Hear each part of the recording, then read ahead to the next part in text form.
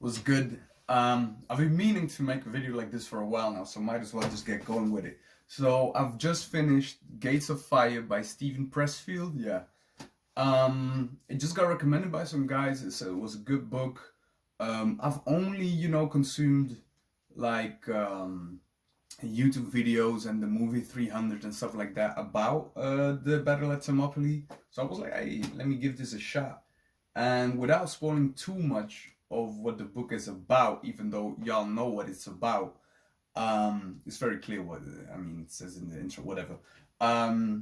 So we follow it through the summary of a captured survivor of the Greek side of the Battle at Thermopylae, by the Persians. So we follow this young kid's story. It starts off with him not being a Spartan or Laconian, nothing like that. How his city gets attacked by other Greek city-states, and the atrocities of war, what it's like seeing the city sacked, murder, pillaging, rape, becoming refugee, all that.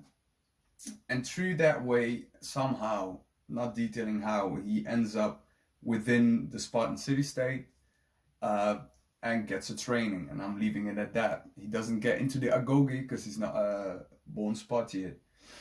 What Steven Pressfield did really good here is like put the ancient Greek warfare, especially like phalanx warfare, into a very vivid description of what it was. I could totally get into it.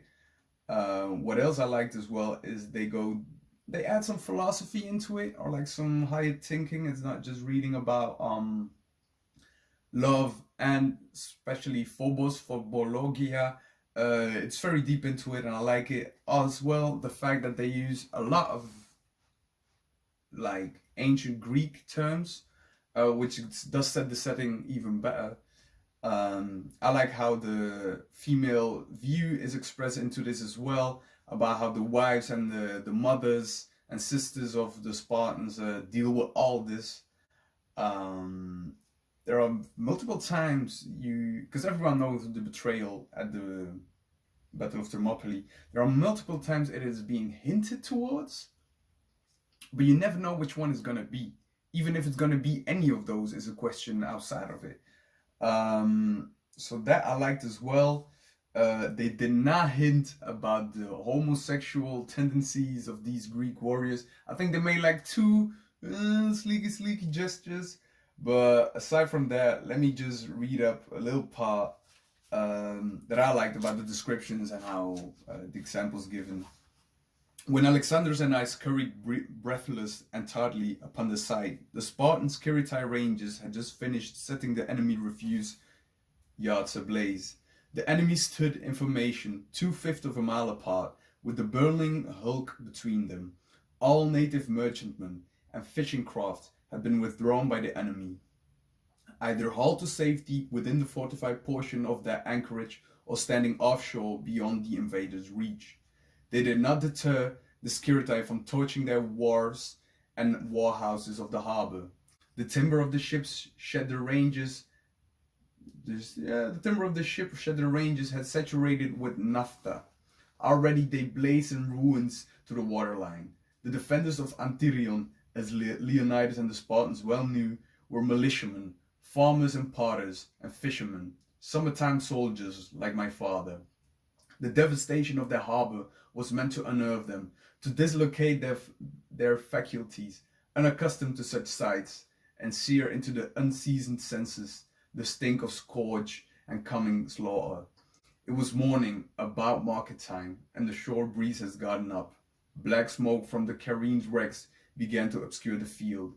The pitch and encaustic of their timbers blazed with fury, abetted by the wind, which turned the debris-piled smudge burns into howling bonfires. Yeah, I like that little part, not gonna lie. Especially the prelude and the afterlude. It's a very good part. It's quite early in the book. But now going forward to the Battle at Thermopylae itself, just a little bit. What I love as well is how they show not just the agoge, but partially the agoge and the battlefield training, how you progressively get into it. You don't get eased into it, like it's very firm, but it all culminates at the Battle of Thermopylae. But going forward, the foeman, this is at the Hog Gates, the foeman's arrow rained upon the Spartan line. From where I found myself, just behind the rear rankers, I could see the warriors' feet, as at first churning in disarray for purchase on the blood and gore besmiled earth, now settled into a unison, a grinding, relentless cadence. The piper's wail pierced the din of the bronze and fury, sounding the beat which was part music and part pulse of the heart. With a heave, the warrior's shield foot pressed forward, bows on the enemy, bows onto the enemy. Now the spear side foot, planted at a 90-degree angle, dug into the mud. The arch sank as every stone of the man's weight found purchase upon the insole, and with left shoulder planted into the inner bowl of the shield, whose broad outer surface was pressed into the back of the comrade before him, he summoned all force of tissue and tendon to surge and heave upon the beat. Like ranked oarsmen straining upon the shaft of a single oar, the unified push of the man's exertions propelled the ship of the phalanx forward into the tide of the enemy.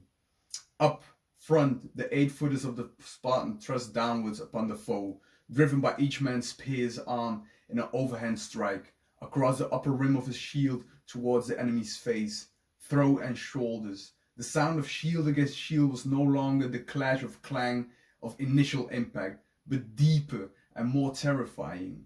A grinding metallic mechanism like the jaws of some unholy mill of murder. Nor did the men's cry, Spartans and Medes, rise any longer in the mad chorus of rage and terror.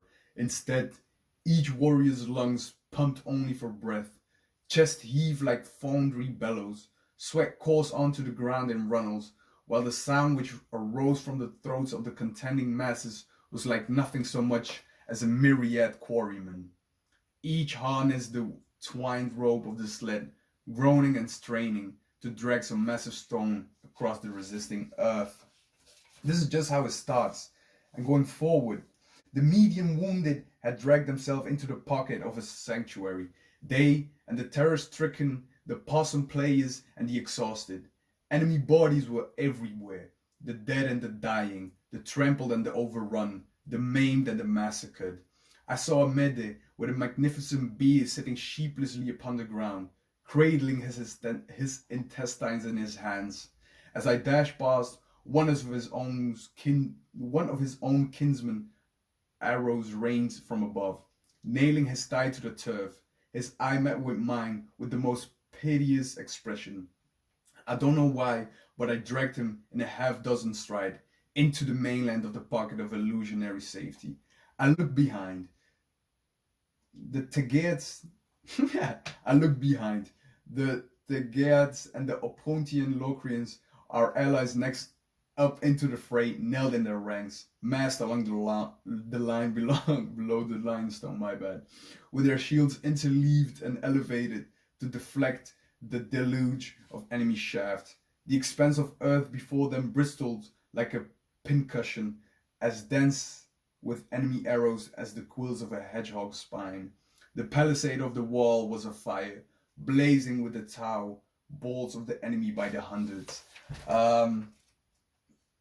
It keeps on going, honestly. Like, I've just read some parts to give you a little sense of it, but the longer you stay with it, when you follow the first day, the second day, even the battles before that, they give you like this real gritty, unfiltered, gruesome, bloody, piss-drenched reality that phalanx and hand-to-hand combat was like. What happened when your armor failed, your shield broke, your spear shattered, whatever.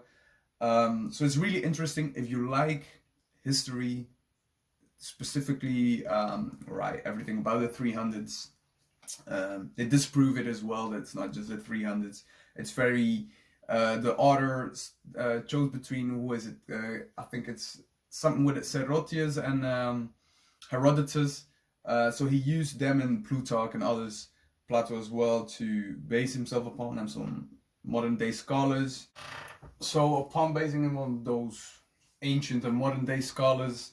Obviously, I did some research just to find out how much is how much is true, and like honestly, it covers it entirely about the estimated amounts of troops, the division of them, what happened throughout the dates.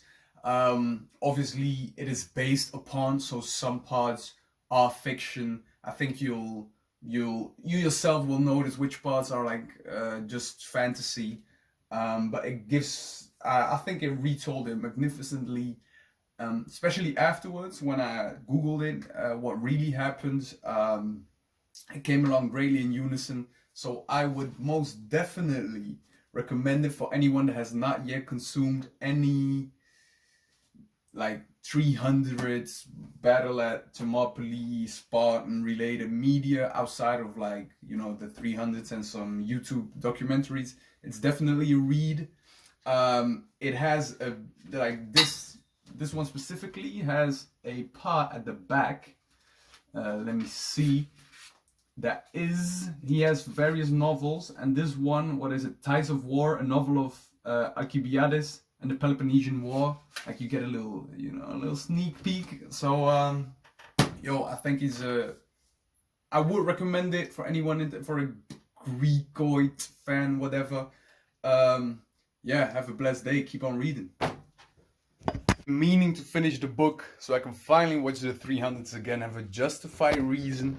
We'll see which one we'll pick next. Little sneak peek. Nah, not yet. Have a blessed day. And hi, Tumos.